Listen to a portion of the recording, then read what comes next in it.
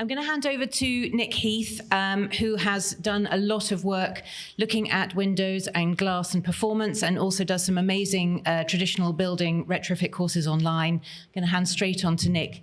Just to let you know, there's a lady at the front. I'll give you a 5, 2, and a 1. Okay. I had to time myself. No, I'm not going to bother. Okay, thank you. I wasn't here for the last session yesterday, and I understand there was some quite strident comments about any sort of glazing replacement. So this feels like a bit of a poison chalice talk. But there you go. Yeah, or can I just hold it? Yeah, hold it, yeah. Yeah, got it. Okay, this is me. So I run independent sustainable energy consultancy. Nearly all my work is on retrofit of traditional and historic buildings. I used to work up in Edinburgh. I did a lot of work with Historic Environment Scotland, and one of those pilot projects involved a trial which we were asked to do by the listed buildings team on lots of different types of slim double glazing, off the back of which they changed their policy. So I guess that's why I've been asked to talk. So they're the main technologies that we're talking about. You'll hear a lot more about secondary glazing. I'm not really going to talk about it other than to reference it. So new glazing versus secondary glazing. Is it a better option? Is it a worse option? It depends. It has its place. Its place is not in a lot of buildings, but in some buildings it has its place. There's lots to think about when you're making your decision. For me, this is one of the biggest reasons why some people prefer one single high-performing window rather than 2 windows, is the hassle factor, and particularly the ventilation requirements. When you come to slim double glazing and vacuum glazing, there's lots more to think about. In terms of retaining the frames, which is what I was asked to talk about, I'm not going to spend long talking about that. It is viable in some cases. The simpler the window, the better. I'll go into a bit more detail later on. In practice, I find it's often more effective or practical to replace at least the whole window or at least the sashes. Regardless of your approach, do your research into individual systems, because when I was doing this project 14 years ago and bringing myself up to date periodically, there's still quite a lot of infighting and contradictions and things you'll hear from one person and something else from another one. So that's the presentation in a nutshell. I just want to talk around that. So context, we know windows are only one part of the puzzle. This is a really good retrofit project you'll hear more about later. The glazing is one component of that. The windows have other really important functions, including ventilation and shading. Glazing is only one aspect of window performance. Windows are only one aspect of building performance. And building performance is not just about thermal performance. So the impact of windows clearly is highly dependent on context. If you have a cottage with a few small windows, less heat loss. If you've got a Georgian Victorian frontage, which might be 40, 50, 60% glass, and it's 3 or 4 mil glass, that's a bigger issue. Regardless, we can't get away from the fact that if you're just looking at U values, which are only one metric for energy performance, they don't tell the whole picture, but regardless of the type of building you're in, they tend to be the weakest thermal element. Notwithstanding air permeability, which we've already heard a lot about, is really, really important to address. So all of this presupposes that you understand the context of all this, and you understand everything everyone said yesterday and will say today. Context again, this is Magdalen College in Oxford, where I'm doing some work at the moment, not on windows. They're probably much more appropriate for secondary glazing. This little cottage in the Highlands, where they've done some probably 299 draft proofing and secondary glazing, that's a better candidate for window replacement. This is my house. There's nothing particularly remarkable about it, but it is grade 2 listed. Windows at the back, no historic fabric. They were replacements, poor quality, failing. We replaced those with slim double glazed units about 10 years ago. They're still going absolutely fine as far as I can tell without testing the U value. At the front, there's a different picture. We've got 68 individual panes of glass here. This window would cost a fortune to rebuild, and the windows don't open, so that would be a great candidate for secondary glazing. These two, the one at the top is terrible. It's bowed, it's been repaired various times. There's hardly any historic glass left. Similar picture of this one here. They're open daily. We wouldn't want secondary glazing in those because of that hassle factor, so they'd be more of a candidate for replacement for us. Moving on. This is Grade 1 listed hospital in Bath, where slim double glazing was granted. No original windows. Existing windows didn't match the originals. They'd already done other stuff, and Baines felt this was quite a positive case study. And the rationale there, double glazing demonstrated to be preferable over secondary glazing or blinds and curtains due to the importance of daytime thermal comfort and ease of use for occupants. They're the two main things we're looking at. That's the one we use in Edinburgh, which doesn't seem to be available anymore. They're your two main options. Landvac comes from China, Finio comes from Belgium, or one of those systems incorporated in secondary glazing, which I think you might see later on, which they do a lot in Northern Europe. So single glazing, one of those is double glazed. I'm not going to tell you which one. That's an A-listed building in Edinburgh, 2 different vacuum units. I'm not going to go through that. I know it's tiny. It's slightly cobbled, but I've tried to pull together a wide range of performance characteristics, which you can look at when you get the slides. Aesthetics. You might need to look carefully to see the impact of the window intervention on this one. Or maybe not. That's one of Bob's. No, it's not. Moving on. So this is the project in Edinburgh, and the question would be, it's not all about aesthetics. Take that as read. Which windows are double glazed? It's kind of been preempted by pictures in the previous talk, but it's these ones here.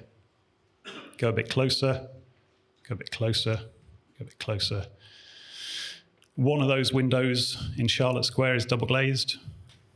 Again, which ones are double glazed? It's not all about aesthetics, but after the project, which was very controversial at the time, we had about a dozen people out from Edinburgh World Heritage, Historic Scotland listed buildings team, stood them on the pavement and asked them to point at the building which had double glazing, and none of them could find it. It's not all about aesthetics, but it's quite telling for me. These are other projects, nothing to do with me. Histoglass, listed building in Leeds, vacuum glazing, which you'll hear about later in London. This is different vacuum glazing system in Cambridge, and a number of other projects. You'll hear more about Landvac, so I'm just showing you some Finio ones for context. Performance. We tested the U-values, centre pane U-values, whole window U-values are more useful. So we also had these calculated by Glasgow Caledonian, not just for a 6/6, but for 2 different types as well. This is within the context of calculated whole window U-values of about 5, which is poor thermally. There's no getting away from that. The best performing slim double glazing units are worse where there are 12 individual panes because of the thermal bridging, around about 2 in your 1/1. Vacuum glazing, considerable improvement on that. And if you look at modern vacuum glazing, you can exceed that again. We also had U-values calculated on a whole window basis for single plus top end secondary glazing. What's worth saying? Don't have time to talk about too much. Comparable at the top and the bottom in a 1/1. Vacuum glazing wins thermally, always round. If you've got 12 individual panes, then you're better off thermally with secondary glazing, assuming it's good quality secondary glazing. Also important to understand embodied energy. We had these calculated for all the units we tested, which were 9 plus variants. Things to note. By far the unit with the lowest embodied energy is the vacuum glazing, even though it comes from Japan. The reason for that is that most of the embodied energy is in the gas, particularly xenon. Most of them have krypton in, if you're really interested. The caveat with the vacuum unit is you have to bring it over here on a boat. If you put it on a plane, it doesn't stack up. But what we found is that as long as they last their anticipated service life, they should save much more energy than went into their manufacture. Little bit more feedback. So we tested them in 2010, retested 2 years later. All bar one was still performing within that margin of error. And the one which wasn't was not dramatically above. I rang them on Monday for an update because I haven't worked there for 11 years. No reported issues. Doesn't mean some of the gas hasn't leaked out. The only way to know is to test it. So that would be a great project for Historic Scotland to do. Secondary glazing, which we'd installed a couple of years previous, some people didn't want it because of the reduced accessibility to windows. We put this as a storm window system, really good, very discreet. The feedback on that from Monday, thermally good, no condensation issues. Quite a few people find them hard to maneuver, hard to lift off, and they blow off in the wind. Welcome to Scotland. I wouldn't have expected that in Edinburgh, and it's only one elevation, and they're quite heavy units. So worth being aware of. Also, some of the Historic Environment Scotland case studies have found similar issues with some of their secondary glazing, which I think generally is not top end, but I can't confirm that. These sort of issues, this is not ubiquitous, and I'm not knocking secondary glazing. It's a really good solution in many places. I'm just trying to be vaguely objective. There's no silver bullet. Retrofitting considerations, you can do it if you can tick all of these off. There's quite a lot to think about in practice, particularly where you've got more fragile, finer glazing bars. It's not that practical, but in some cases, and depending on the dimensions of the windows, it is a viable option. So I'm not going to talk about that anymore. There's a lot to unpick in there, and there are various reports you can read about that. Cost, the Edinburgh costs will be outdated. This is what I generally find the cheapest options, getting slightly more expensive, and new windows are probably top end, but there's a caveat there. By the time you incorporate the repair work and air tightness measures, that can increase the cost for those middle options quite a lot. Obviously affected by number of panes. There's no getting away from the fact that high-end systems are not cheap, but good windows are not cheap, and it is a problem for lots of people. Quality, you kind of get what you pay for, I think. Warranties and longevity, I refer you back to this table. Slim double glazing tends to be quite short, 5 or 7, 15 to 20 for vacuum units. Expected service life, Landvac says over 25 years, Finio over 60. A lot of discussion about the longevity of slim double glazing. I'll touch on that in a minute. They're the two reports which have already been cited if you want to look at the calculations. This is important to be aware of. This is the sort of stuff I hear, from depending on who I'm talking to. They'll fail in a few weeks. They just don't work. You then have one manufacturer saying, we've never had a failure in 35 years. Some people say vacuum glazing doesn't look right, it's too modern. The performance of vacuum units is too good. There, the potential concern being impact on surrounding fabric. That's something you need to factor into your retrofit regardless of your window upgrade. Compliance with standards is something you do need to look into. Histoglass make a big deal of being the only product of their kind to fully comply. A lot of it's about the robustness of the seals and bars and that sort of thing. Are you allowed it? I find Scotland generally more relaxed. This guide is citing the possibility of retrofitting it, whether beyond repair or little historic interest, should be acceptable to replace them. Narrow profile double glazing and vacuum glass have directly resulted in double glazing being more generally acceptable in historic buildings. Historic England have, till pretty recently, been quite cautious about this stuff.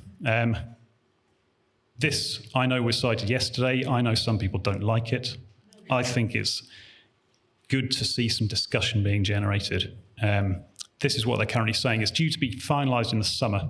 So as far as I'm aware, I don't know how much it'll be changed, but this is their sort of premise. You've got clear exceptions. I think the concern that I perceive is it's going to open the floodgates to all sorts of terribly inappropriate interventions. There are clear caveats and exceptions in all the guidance I've seen. I think it's important to get away from the concept of double glazing equals cheap, nasty PVC. It's not ubiquitous. I'm not trying to sell it. I'm just trying to be objective. You find it's very location dependent. This is Westminster. They've got quite an open-minded, progressive view, you might say. They talk about the principle sometimes being acceptable. If it's listed, there's a lot more you need to think about. There might be times where it's possible. And in those circumstances, slim double glazing might be acceptable. If you go around the corner in Kensington and Chelsea, it is far more restrictive. Replacing your windows, you have to put in single glazing, full stop. I don't like that. If you're thinking about double glazing, probably not allowed, full stop. There's not much nuance there. That's the issue that I have with this. If you're replacing non-original windows, you still need single glazing, full stop. I don't have time to go into this, but there's some really good research written by Natasha on attitudes of conservation professionals. And that's the summary. You tend to find, and it's borne out in my experience, a lot of variation with individual different views, inconsistencies, application. I'm not going to go through those. You can read them in your own time. You've got a wide range of views from different conservation officers, from We hate double glazing and we're never going to permit it, to blanket negativity is not very constructive and we need to do something. Interesting picking up on this one. In Scotland, where it's supported, joinery firms have become more skilled at the sort of work involved. In England, where there's more scepticism, there's more of a focus on replacement rather than retrofitting. The point here is this is the drive of the summary of this research, and hopefully that's the point of these 2 days, is that we all learn a bit and think a bit more and go away and work together, because no one knows everything. It's about compromise for me. If we were in an ideal world, no one would have to do anything with our buildings, but it's not, and we do need to do things with them. What we want to get away from is you're in that camp over there, or you're in the polar opposite camp. The interesting stuff is the nuance in the middle. We don't need stuff like this, which is a delegate comment at a conservation and sustainability conference I was at a few years ago. This is also not helpful at the opposite end of the spectrum. People who live in a 2-star listed house and they weren't even allowed secondary glazing, and they end up with a very negative view of the conservation process. So let's get away from that. We know there's overlap. The challenge and the interesting thing is how much we can overlap those. For me, it's about evolution and about understanding where we are. We need to move.